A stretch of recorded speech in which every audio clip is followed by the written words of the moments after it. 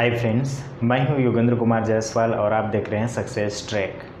आज हम लोग जितने भी बॉयलर में फ़ैन यूज़ करते हैं उसकी कमिश्निंग के बारे से देखते हैं।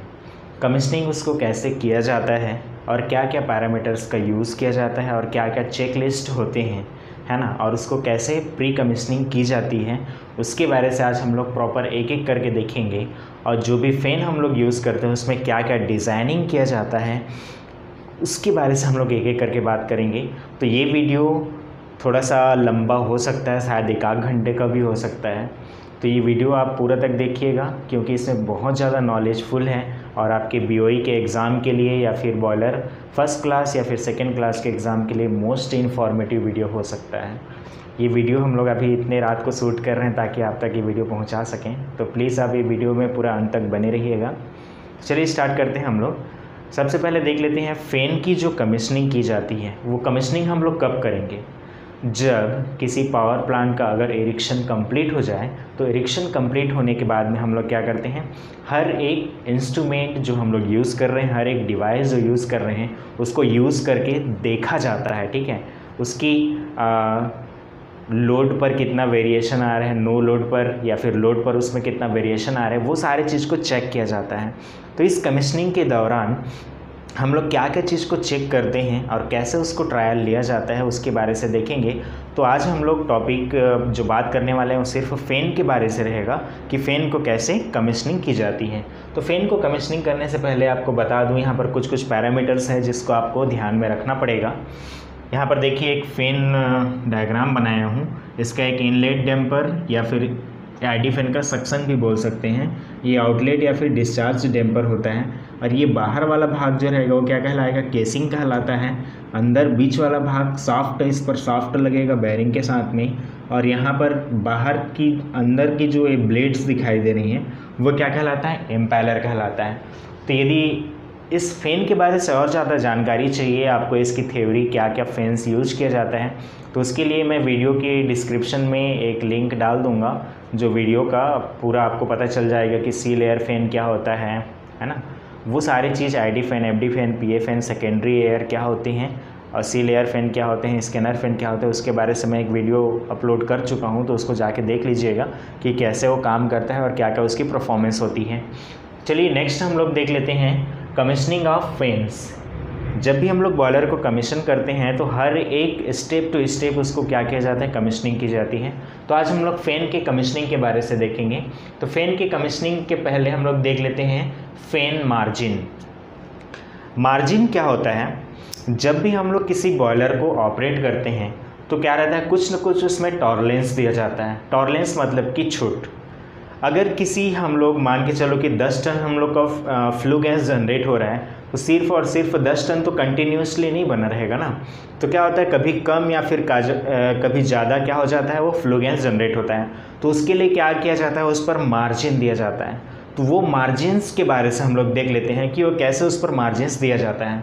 यहाँ पर देख लेते हैं, fan margin calculate are the most critical design aspect when selecting correct fan size. Fan की साइज को आप लोग को चेक करने के लिए या फिर डिज़ाइन करने के लिए जो मार्जिन्स होता है उसकी जानकारी होना बहुत ज़रूरी है। क्योंकि अगर बिना मार्जिन के हम लोग आईडी फैन को अगर बना दिए तो क्या हो सकता है, वो प्रॉपर वर्क नहीं कर पाएगा। फ्लक्चुएटेड जो लोड है, लोड वेरिएशन है, उसको हम लोग नहीं कर पाएंगे। तो इस कंडीशन में क्या हो सकता है, प्रॉब्लम्स आ सकते हैं। इसलिए डिज़ाइन करने से पहले ही उसको क्या किया जाता है, उसको सारे चीज़ को कैलकुलेट किया जाता है। यहाँ पर पॉइंट वाइज मैं आपको बताते जाऊँगा क्या क्या हो रहा है सारे चीज़ के बारे से। तो फ़ैन के मार्जिन के बारे से देख लेते हैं, फिर उसके बाद में चेक लिस्ट क्या क्या हम लोग को ज़रूरत पड़ता है उसके बारे में चेक लिस्ट के बारे से बात कर लेंगे। फिर उसके बाद में कमिश्निंग के बारे से बात करते जाएंगे।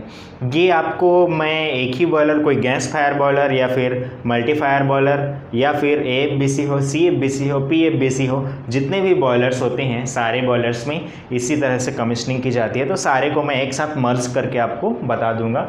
जहाँ पर ल्यूब ऑयल की ज़रूरत पड़ता है वो ल्यूब ऑयल के लिए, और जहाँ पर सिंपल मोटर से यूज़ करते हैं वहाँ मोटर के लिए, जहाँ एयर के लिए होता है वहाँ एयर के लिए भी बता दूंगा। ठीक है, तो चलिए स्टार्ट करते हैं मार्जिन्स के बारे में। तो मार्जिन में फर्स्ट देख लेते हैं safety margins for pressure and draft losses through the boiler system are in insuring MCR is always available. MCR मतलब क्या होता है? मैक्सिमम कंटिन्यूअस रेटिंग कहलाता है। मैक्सिमम कंटिन्यूअस रेटिंग क्या होगा कि ये जो सेफ्टी ऑफ प्रेशर है, प्रेशर के लिए यहाँ पर क्या दे रहे हैं? सेफ्टी दे रहे हैं, सेफ्टी मार्जिन्स दे रहे हैं, ठीक है, ताकि अगर डक्ट में प्रेशर ज़्यादा हो जाए तो भी वो क्या हो, उसको बियर कर सके। तो यहाँ पर MCR का मतलब होता है मैक्सिमम कंटिन्यूअस रेटिंग कहलाता है। और मैक्सिमम कंटिन्यूअस रेटिंग मतलब कि आपका एक वर्किंग प्रेशर, मान के चलो एक वर्किंग प्रेशर पर ही वो क्या करता रहेगा, कंटिन्यूअसली उसको एक तो खींचने का काम करेगा। अगर उससे ज़्यादा हो गया, उससे कम हो गया, तो अगर डिज़ाइन अगर हम लोग उससे ज़्यादा और कम का अगर अलाउंस नहीं देंगे तो क्या हो जाएगा, वो वहीं पर बंद हो सकता है, ठीक है, आपको प्लांट बंद करना पड़ जाएगा। इसीलिए यहाँ पर मार्जिन्स की ज़रूरत पड़ रही है। तो MCR जो होता है वो आपका क्या रहेगा, एक वर्किंग प्रेशर के अंतर्गत कंटिन्यूसली वो क्या करेगा, वहाँ से वो बाहर भेजते जाएगा फ्लू गैस को, ठीक है। तो MCR का मतलब होता है मैक्सिमम कंटिन्यूअस रेटिंग होता है, तो इसके लिए एक सेफ्टी दिया जाता है। दूसरा है ambient temperature variation of -5 degree centigrade to +50 degree in the tropic and -20 degree centigrade to +35 degree centigrade in temperature climate. यहाँ पर दो चीज़ है, देखो एक चीज़ दिया गया है आपका ट्रॉपिक पर अगर होगा तो वो -5 डिग्री टू +50 डिग्री सेंटीग्रेड, मतलब कि फर्नेस के अंदर अगर कुछ प्रॉब्लम्स आ रहे हैं जिसकी वजह से टेम्परेचर में वेरिएशन हो रहा है, तो उसके लिए कितना दिया, -5 टू +50 तक वेरिएशन दिया जाता है। और क्लाइमेट मतलब कि वेदर कंडीशन की वजह से अगर फ्लू गैस पर कोई इफेक्ट पड़ रहा है तो उसके लिए क्या दिया जाता है, 20 डिग्री सेंटीग्रेड -20 से +35 डिग्री तक उसको क्या दिया जाता है, मार्जिन प्रोवाइड किया जाता है। नेक्स्ट है unpredictable fouling of surface increase pressure head particularly with the flue such as coal. In case अगर आप किसी बॉयलर में ज़्यादा से ज़्यादा अगर फ्लू गैस भेज दिया जाए तो क्या हो जाएगा, वो अनप्रिडिक्टेबल आपका प्रेशर हेड इंक्रीज हो जाएगा, ठीक है। तो इस प्रेशर हेड को भी आपको खींचना है, बाहर करना है। अगर पूरा प्रॉपर वहाँ से बाहर नहीं करेंगे तो क्या हो जाएगा, वो प्रेशराइज हो जाएगा फर्नेस और वहाँ से कुछ हानि होने के चांसेस हो सकते हैं। नेक्स्ट है difference in the boiler construction geometry compare with the design calculation due to manufacturing and erection. अगर देखो इस पर जो आईडी फैन हम लोग यूज़ कर रहे हैं उसके कंस्ट्रक्शन पर भी अगर थोड़ा सा प्रॉब्लम हो जाए या फिर कंस्ट्रक्शन के डिज़ाइन पर अगर प्रॉब्लम ना हो और इरेक्शन के समय अगर उसको हम लोग गलत कर दें, ठीक है, तो क्या हो सकता है, प्रॉब्लम क्रिएट कर सकता है। तो उसके लिए भी मार्जिन्स प्रोवाइड किए जाते हैं। नेक्स्ट है boiler system need over firing to such as catch up with the rapid load ramp need more power from fans. मतलब जब भी हम लोग मान के चलो कि कोई बॉयलर्स है उसमें अगर अचानक से फ्यूल को हम लोग को बढ़ाना पड़ गया, मान के चलो आपकी बॉयलर का प्रेशर ड्रॉप हो रहा है, बोला जाए कि नहीं प्रेशर को कंटिन्यूसली बना के रखो, तो क्या करोगे, रैपिड उस पर आप फ्लू गैस गैस उस पर क्या करोगे, ऐड करोगे या फिर कोल ऐड करोगे। तो क्या हो जाएगा, ज़्यादा अगर ऐड कर दिए तो अचानक से उसका लोड क्या करेगा, रैम्प करेगा। तो रैम्प करेगा तो उसको भी वो लोड वेरिएशन को क्या कर सके, आसानी से वो बियर कर सके, इसके लिए उसको प्रॉपर डिज़ाइन किया जाता है। तो एक चीज़ और याद रखना, BOE के एग्ज़ाम में पूछा जा सकता है। तो यहाँ पर एक चीज़ मैं और लिख देता हूँ, 20% फॉर वॉल्यूम।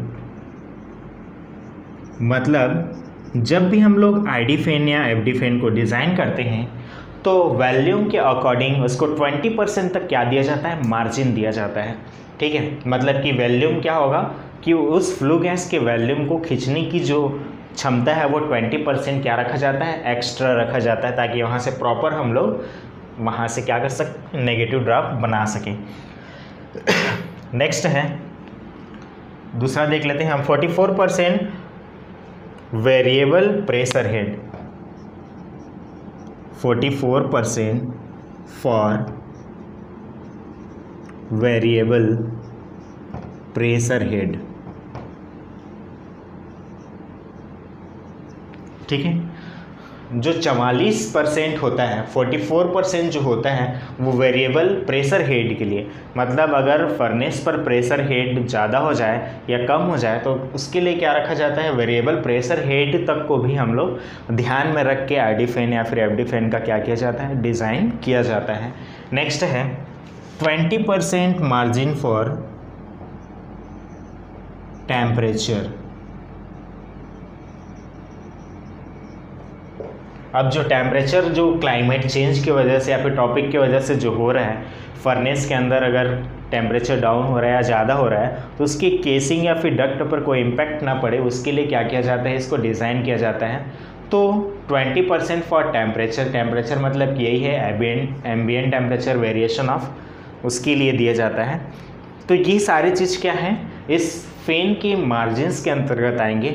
अब चलिए हम लोग नेक्स्ट देख लेते हैं pre checking list. Checking list आप लोग को कुछ चीज़ को मैं ऐसे ही बता दूंगा वेरिएबल, और कुछ जो इंपॉर्टेंट रहेंगे उसको मैं लिख के आपको समझाने की कोशिश करूंगा। ठीक है फ्रेंड्स, नेक्स्ट हम लोग देखते हैं pre commissioning checklist activity. Pre commissioning करने से पहले हम लोग के पास एक क्या रहता है, चेक लिस्ट होता है। उस चेक लिस्ट के प्रॉपर हम लोग क्या करेंगे, देखते जाएंगे कि कौन सही काम कर रहा है कि नहीं कर रहा है। तो इस चेक लिस्ट के दौरान लगभग हर एक पार्ट के बारे से हम लोग को नॉलेज मिल जाता है, और क्या क्या होना चाहिए एक्टिविटी उसके बारे से चलिए देख लेते हैं। कुछ जो चीज़ है उसको मैं यहाँ पर लिख दिया हूँ, कुछ को ऐसे ही बता दूंगा। तो चलिए स्टार्ट करते हैं। फर्स्ट देख लेते हैं, check the erection protocol, lock seat for the foundation bolt tightness, clearance with respect to impeller hub, blade, casing, etc। मतलब कि इरेक्शन के समय जब फैन का इरेक्शन किया जाता है, इरेक्शन मतलब कि उसकी फाउंडेशन बोल्ट वगैरह लगाए जाते हैं, फाउंडेशन किया जाता है, तो उस समय क्या किया जाएगा, उसके इरेक्शन प्रोटोकॉल को क्या किया जाएगा, चेक किया जाएगा। मतलब कि सारे फाउंडेशंस जितने गहराई तक करने थे उतने हैं कि नहीं हैं, फाउंडेशन बोल्ट सही तरीके से लगे हैं कि नहीं हैं। उसके बाद में लॉक शीट जो मेंटेन कर रहे हैं उसको चेक करना है, और फाउंडेशन बोल्ट टाइट है कि नहीं है उसको देखना है। Clearance with respect to impeller hub and blade casing etc। Impeller hub and blade casing, इन दोनों के बीच का क्लियरेंस सही है कि नहीं उसको क्या किया जाता है, देखा जाता है, और उसको राइट अगर सही है तो सही है। Impeller hubs and blade casing क्या होता है, ये जो केसिंग है इस एम्पेलर हब के बीच, इन दोनों के बीच जो गैप है वो प्रॉपर गैप है कि नहीं है। अगर गैप नहीं रहेगा प्रॉपर तो वो उसको बाहर घुमा के उसको भेज नहीं सकता। ठीक है, तो प्रॉपर गैपिंग होना जरूरी है। नेक्स्ट देख लेते हैं हम लोग, check fan shaft level, check the coupling arrangement, different gap measurement in the protocol etc। अब यहाँ पर क्या होगा, शाफ्ट का लेवल, मान के चलो कि शाफ्ट का लेवल प्रॉपर एक्सिस पर है कि नहीं है, वो कहीं अलाइनमेंट उसका ऊपर नीचे थोड़ी न है ना, कुछ टेपर में थोड़ी न है, वो सारी चीज़ को चेक किया जाएगा। साथ ही साथ में different gap measurement protocol etc। अब यहाँ पर जैसे कि केसिंग का ही गैप के बारे से बात किया गया, तो ये केसिंग का गैप प्रॉपर है कि नहीं है, उन सारी चीज़ को क्या किया जाएगा, एक एक करके चेक करते जाएंगे। नेक्स्ट थर्ड है, check the calibration of power cylinder for the blade pitch etc। अब यहाँ पर जो हम लोग इसको सक्शन डैम्पर को ओपन करने के लिए क्या रखा जाता है, वहाँ पावर ब्लेड लगा रहता है ना, तो उसको ओपन और क्लोज करने के लिए जो प्रॉपर हम लोग पावर सिलेंडर यूज़ कर रहे हैं उसकी कैलिब्रेशन कर लेते हैं कि वो प्रॉपर वर्क कर रहा है कि नहीं कर रहा है, और कितना प्रेशर पर वर्क कर रहा है, वो सारे चीज़ को चेक करना है। नेक्स्ट है, once all the protocol check are over then check the connection of the water line and oil place. अब देखिए कई ऐसे जैसे कि आपका सुपर क्रिटिकल बॉयलर्स हो गए, वो सारे चीज़ में जो हम लोग आईडी फैन यूज़ करते हैं लगभग वो क्या रहते हैं, oil and water cooling system वाला होता है। वहाँ पर हम लोग बैरिंग को ठंडा करने के लिए क्या करते हैं, वहाँ पर ऑयल और वाटर पंप का उपयोग किया जाता है। साथ ही साथ में जो यहाँ पर हम लोग इसको क्या बोलते हैं, डैम्पर को ओपन या फिर क्लोज़ करने के लिए, इसके केसिंग को है ना ओपन या फिर क्लोज करने के लिए हम लोग क्या करते हैं, वहाँ पर ल्यूब ऑयल का भी उपयोग किया जाता है। तो वहाँ पर प्रॉपर हम लोग को वाटर और ऑयल की जो सप्लाई है उसको प्रॉपर कनेक्शन को चेक करना है। Check the inlet outlet duct position immediately before and after fan and also check guide vanes. जो गाइड वेंस होते हैं ये क्या कहलाते हैं, गाइड वेंस कहलाते हैं। वो गाइड वेंस इसके बगल में होंगे छोटे छोटे जो गाइड वेंस बने होते हैं, उसको प्रॉपर आपको चेक करना है। साथ ही साथ में inlet and outlet duct position को चेक करना है। इनलेट और आउटलेट डक्ट पोजीशन अगर सही प्रॉपर नहीं रहेगा तो सक्शन के दौरान आईडी फैन को क्या हो सकता है, ज़्यादा लोड का सामना करना पड़ सकता है। साथ ही साथ में अगर इसका पोजीशन अगर प्रॉपर नहीं आएगा या फिर प्रॉपर क्लोज नहीं होगा या प्रॉपर ओपन नहीं होगा तो क्या कर सकता है, ये आईडी फैन में प्रॉपर हम लोग फर्नेस पर ड्राफ्ट को मेंटेन नहीं कर पाएंगे। नेक्स्ट है check the freeness of the rotor by hand before connecting the motor. जब भी हम लोग आईडी फैन को मोटर से कनेक्ट, मोटर और फैन दोनों अलग अलग होते हैं, ठीक है, मोटर और फैन को जोड़ने से पहले क्या किया जाता है, उस फैन को चेक किया जाता है बाई हैंड, हाथ से ही उसको घुमा करके क्या किया जाएगा, चेक किया जाएगा कि वो प्रॉपर फ्री है कि नहीं है, ठीक है। अगर फ्री है तो सही है, आगे बढ़ते हैं, मोटर के साथ उसको कपलिंग कर सकते हैं। नेक्स्ट है remove all temporary support from inside the duct which come under the flow path of fan. जितने भी जो आईडी फैन के डक्ट हैं उसके अंदर से क्या करना है, वहाँ से टेम्पररी जो भी सपोर्ट्स दिए गए थे वो सारी चीज़ को क्या करना है, रिमूव कर लेना है, ताकि वहाँ से हम लोग क्या कर सकें, प्रॉपर उसके डक्ट सिस्टम को क्या किया जा सके, अच्छे से सुनिश्चित किया जा सके, ठीक है। तो वहाँ से इन साइड में जितने भी टेम्पररी सपोर्ट्स हैं वो सारी चीज़ को बाहर है कि नहीं है वो सारी चीज़ को चेक कर लेना चाहिए।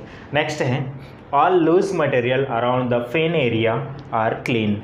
मतलब कि आईडी फैन के आसपास में जितने भी फ्लो गैस पाथ पर जो भी मटेरियल या फिर स्क्रैप पड़े होंगे इरिक्शन के दौरान वो सारे चीज़ को क्या किया जाता है, रिमूव कर लिया जाता है। जैसे कि आपका वेल्डिंग रॉड्स हो गए, वो सारी चीज़ क्या है वहाँ पर गिर जाए रहते हैं, तो वो सबको बाहर निकाल लिया जाता है, उसको इंश्योर किया जाता है कि ये प्रॉपर है कि नहीं है। इसके अलावा भी बहुत सारे चीज़ हैं, जैसे कि प्रॉपर इलेक्ट्रिकल सप्लाई की वहाँ पर अरेंजमेंट हुआ है कि नहीं है उसको चेक करना है। लिव ऑयल पंप वहाँ पर प्रॉपर इस्टेब्लिश किया गया है कि नहीं उसको चेक करना है। साथ ही साथ में एयर लाइन वहाँ पर प्रॉपर सप्लाई किया गया है कि नहीं उसको चेक करना है। बैरिंग के लिए जो कूलिंग मीडियम यूज़ कर रहे हैं या फिर ऑयल हो सकता है या फिर ग्रीस हो सकता है, तो वो सारी चीज़ किए गए हैं कि नहीं किए गए हैं।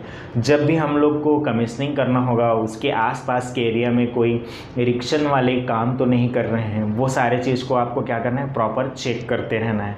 तो ये हो गया एक चेक लिस्ट जो कि आपको क्या करना है, उसको पूरा चेक कर लेना है ताकि आप कमीशनिंग के दौरान कोई भी गलती ना हो आपसे। मान के चलो कि अगर कोई स्क्रैप मटेरियल है, अगर आईडी फैन को जैसे ही चालू करोगे तो क्या हो जाएगा, वो इम्पेलर में फंस सकता है। अगर इम्पेलर में नहीं भी फंसा तो क्या पता वो दूसरे इंसान को डैमेज कर सकता है।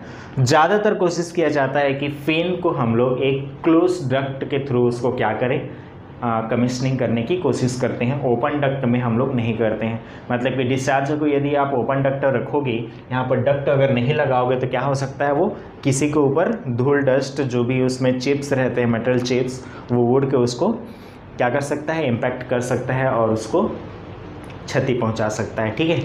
और इसके बाद हम लोग देख लेते हैं कमीशनिंग। अब इसके बाद स्टार्ट करेंगे कमीशनिंग प्रोसीजर, क्या क्या हम लोग को पहले स्टेप टू स्टेप क्या क्या करते जाना है, उसके बारे से चलिए हम लोग देख लेते हैं। नेक्स्ट हम लोग फाइनल कमीशनिंग के बारे से देखेंगे कि इसको कैसे हम लोग सीरीज़ वाइज करते जाते हैं, उसको देखते जाते हैं। फर्स्ट यहाँ पर लिखा हूँ, start leave oil system and establish oil circulation at the recommended oil pressure both leave and control oil. यहाँ पर जो हम लोग कई जगह जो बताया कि कई जगह आईडी फैन पर लीव ऑयल का उपयोग किया जाता है, कई जगह कंट्रोल ऑयल का उपयोग किया जाता है और कई जगह मोटर का उपयोग किया जाता है, इलेक्ट्रिकल मोटर उसको ओपन या फिर क्लोज करने के लिए। तो अगर आपके यहाँ आपके सिस्टम अगर लीव ऑयल पर वर्क करता है तो वहाँ पर क्या करोगे, सबसे पहले आपको लीव ऑयल सिस्टम को ऑन करना पड़ेगा। और लीव ऑयल सिस्टम को ऑन करके यहाँ पर रिकमेंडेड ऑयल प्रेशर जो लीव ऑयल का प्रेशर होता है लगभग 3 to 5 kg पर सेंटीमीटर स्क्वायर इसका प्रेशर रखा जाता है, ठीक है। 3 to 5 kg पर सेंटीमीटर स्क्वायर पर इसको रखा जाएगा। और याद रखिएगा जो हम लोग यहाँ पर ल्यूब ऑयल यूज़ करते हैं वो ल्यूब ऑयल S46 वाला होता है, S46 वाला होता है।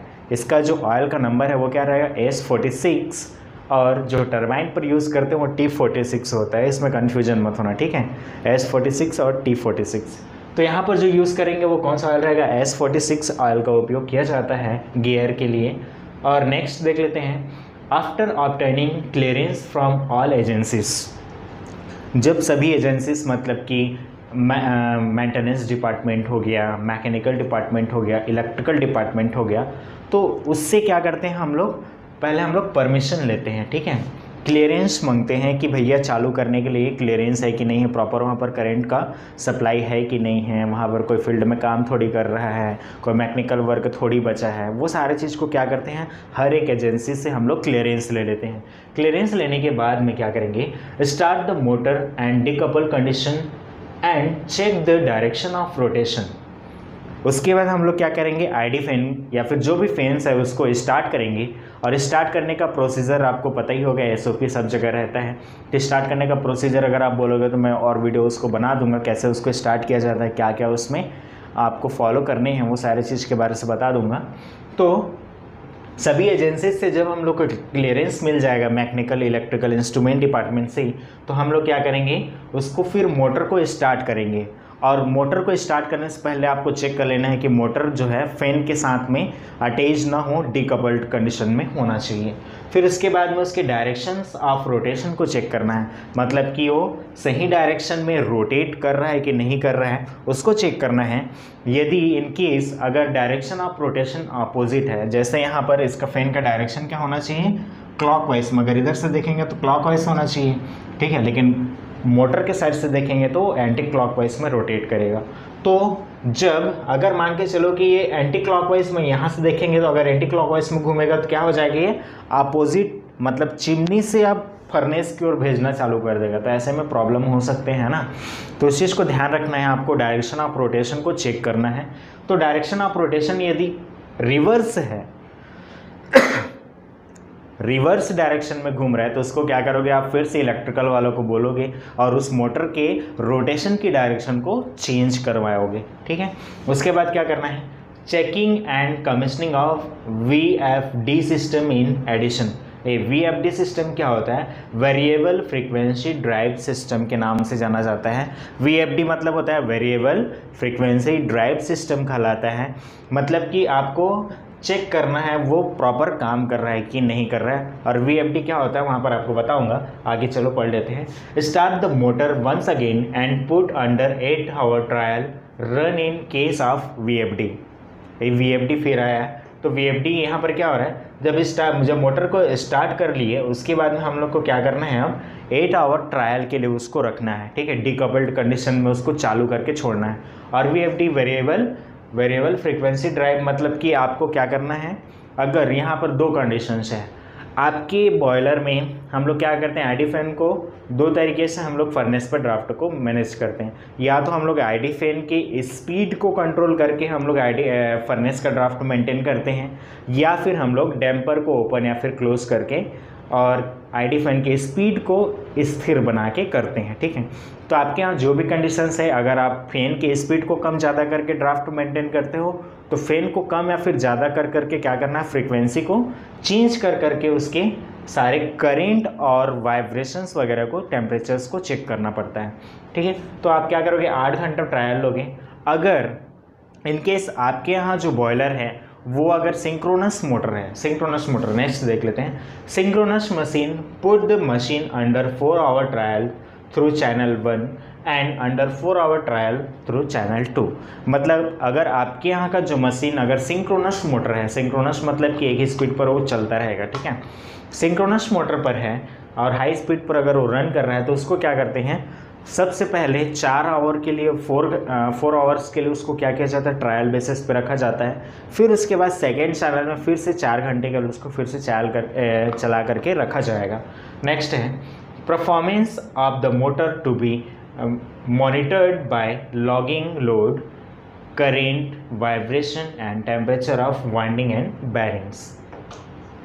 तो यहाँ पर हम लोग क्या करेंगे, जो कि मोटर की परफॉर्मेंस है, उस मोटर को चालू करेंगे तो उसको चालू करने के बाद उसका जो परफॉर्मेंस रहेगा उसको क्या करना है आपको लॉगिंग, मतलब कि लॉग शीट पे लिखते जाना है कि हर 20 मिनट 25 मिनट में क्या क्या चेंजेस हो रहे हैं, उसके वाइब्रेशंस में क्या क्या कमी या फिर ज़्यादा आ रही है, करेंट कितना ले रहा है नो लोड पर। ठीक है, अभी क्या डिकपल्ड है तो नो लोड पर वो कितना करेंट ले रहा है अलग अलग स्पीड पर, वो सारी चीज़ को क्या किया जाता है कैलिब्रेशन किया जाता है। और वाइब्रेशन एंड टेम्परेचर, वाइब्रेशन कितना आ रहा है नो लोड पर उसको चेक किया जाएगा। फिर उसके बाद में जो टेम्परेचर है वो उसका वाइंडिंग टेम्परेचर, जो कि मोटर को वाइंडिंग रहता है वो वाइंडिंग टेम्परेचर को प्रॉपर चेक करना है, उसमें भी ट्रिपिंग दिया जाता है ताकि वो मोटर जले ना, ज़्यादा हीट होके। ज़्यादा हीट कब लेगा, जब आपका बैरिंग का प्रॉब्लम हो जाए, है ना, ज़्यादा लोड की वजह से वो ज़्यादा करंट लेगा तो ज़्यादा हीट जनरेट करेगा। तो ये कई कंडीशन की वजह से हो सकता है, या तो डैम्पर प्रॉपर काम ना करें या फिर फ्लो गैस पाथ में कहीं पर चोक हो तो ज़्यादा वो सक्शन करेगा तो वहाँ से ज़्यादा करंट लेगा, या फिर आपका बैरिंग प्रॉब्लम क्रिएट कर दिया हो, जल गया हो बैरिंग या फिर बैरिंग जाम हो, तो उस कंडीशन में भी क्या कर सकता है वो ज़्यादा करंट ले सकता है और अपना बॉडी मोटर की जो टेम्परेचर है वो क्या कर सकता है बढ़ सकता है। तो उस कंडीशन को हम लोग को क्या करना है प्रॉपर चेक करते रहना चाहिए और इसको नोट डाउन करना है, लॉगिंग करना है। ठीक है, इसके बाद चलो देख लेते हैं हम लोग नेक्स्ट देखते हैं। After satisfy complete of drive trial run motor and fan are coupled. जब पूरी तरह से हम लोग का ट्रायल अगर सफल हो गया उसके बाद क्या किया जाएगा, उसको फैन के साथ में हम लोग को कपल करके चलाना पड़ेगा, फिर से ट्रायल लेना पड़ेगा। तो क्या करेंगे हम लोग, फैन को बंद करेंगे और फैन और मोटर को क्या किया जाएगा कपल्ड कर दिया जाएगा, जो डिकपल्ड है उसको कपलिंग किया जाएगा और फिर से क्या किया जाएगा आईडी फैन या फिर एफडी फैन है उसको फिर से रन किया जाएगा। नेक्स्ट देखते हैं, blade pitch for FD and PA fan to be at minimum before starting the fan and after starting fan to be slowly loaded up to 10 to 15%। अब उसके बाद क्या किया जाएगा, मोटर को चालू करने से पहले आपका जो सक्शन डैम्पर है और डिस्चार्ज डैम्पर है वो क्या होना चाहिए 10 to 15% आपका ओपन होना चाहिए पीए फैन और एफडी फैन का। और उसके बाद फिर से हम लोग को क्या करना है, ब्लेड का पिच मतलब कि जो सक्शन डैम्पर है। ठीक है, नेक्स्ट है start the fan and put under 8 hour trial. उसके बाद क्या किया जाएगा, उस फैन को फिर से स्टार्ट किया जाएगा और स्टार्ट करने के बाद में 8 घंटा के लिए ट्रायल बेसिस पर रखा जाएगा। उस ट्रायल बेसिस के अंतर्गत फिर से जब फैन को ऐड कर दिए हैं तो अब उसके साथ क्या क्या करेंट बढ़ रहा है, लोड बढ़ रहा है, उसको चलिए देख लेते हैं आगे। नेक्स्ट है for ID fan keeping the inlet damper at minimum fan start and loading to be gradually increased 10 to 15%, but exact loading of the fan to be decided at site। जरूरी नहीं कि आप 10 से 15% ही मेंटेन करो, आपको उस site पर अगर आप ट्रायल ले रहे हो तो आप फर्नेस के ड्राफ्ट के हिसाब से आप उसको आईडी फैन को मेंटेन कर सकते हो, उसके डैम्पर को आप मेंटेन कर सकते हो। नेक्स्ट है during 8 hour trial run fan performance observation by load और उसका करेंट क्या होता है, वाइब्रेशंस कितने बढ़ रहे हैं और उसके टेम्परेचर्स क्या होते हैं, उसको क्या किया जाएगा लॉगिंग किया जाएगा। ठीक है, logging load current vibration temperature of the bearing parameter of lube oil system VFD system and draft value in PA और secondary air of gas circuits. मतलब कि अब उसके बाद क्या किया जाएगा, उसमें से लोड करेंट और वाइब्रेशन और टेम्परेचर्स और ऑयल के प्रेशर्स वो सारे चीज़ को क्या किया जाएगा लॉगिंग किया जाएगा। हर 1 घंटे में एक बार रीडिंग लेना ज़रूरी होता है और उसको क्या किया जाएगा लॉग शीट पर प्रॉपर उसको मेंटेन और फॉलो किया जाएगा। ठीक है, उसको लॉग शीट पर आपको एंट्री करते जाना है। और इस 8 घंटा के ट्रायल के बेसिस पर क्या क्या चीज़ को चेक करते हैं, चलिए उसको देख लेते हैं हम लोग। तो यहाँ पर जो following parameters are recorded every hour in log sheet. आपको हर 1 घंटे में क्या करना है लॉग शीट पर आपको रिकॉर्ड रखते जाना है। क्या रिकॉर्ड करना है उसके बारे में यहाँ पर मैं बता देता हूँ। फर्स्ट देख लेते हैं स्टार्टिंग टाइम, आपने कब ट्रायल स्टार्ट किया। दूसरा है क्लोजिंग टाइम, आप उसको कब बंद किए, ये होना चाहिए।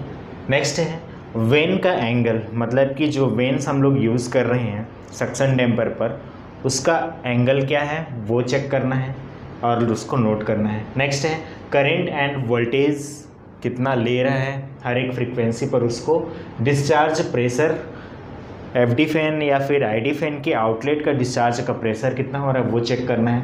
मोटर वाइंडिंग का टेम्परेचर आपको चेक करना है। ऑयल लेवल, लीकेज अगर है तो लीकेज को चेक करना है, तो ऑयल के लेवल को चेक करते रहना और साथ ही साथ में उसके प्रेशर को चेक करना है।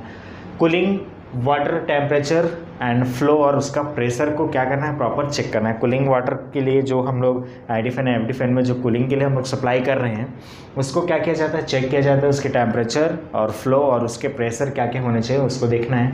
नेक्स्ट है lube oil and control oil pressure and temperature. Lube oil का प्रेशर कितना है और उसका टेम्परेचर कितना है इसको भी हम लोग को प्रॉपर चेक करना पड़ेगा। नेक्स्ट है वाइब्रेशन ऑन ऑल बैरिंग्स, जितने भी फैंस में बैरिंग्स लगे हैं वो सारे बैरिंग्स का वाइब्रेशन को प्रॉपर हम लोग को और क्या करना है, चेक करते रहना चाहिए। हर एक वेरिएबल लोड पर आईडी फैन का क्या क्या रिएक्शंस आते हैं, क्या क्या वेरिएशंस होते हैं, क्या क्या कम हो जाते हैं, वो सारी चीज़ को क्या करना है आपको प्रॉपर एक एक करके नोट डाउन करते जाना है। नेक्स्ट देख लेते हैं लास्ट प्रोसेस, यहाँ पर है PA suction chamber with silencer can be head should be available and discharge goes to furnace through SAPH and PAPH।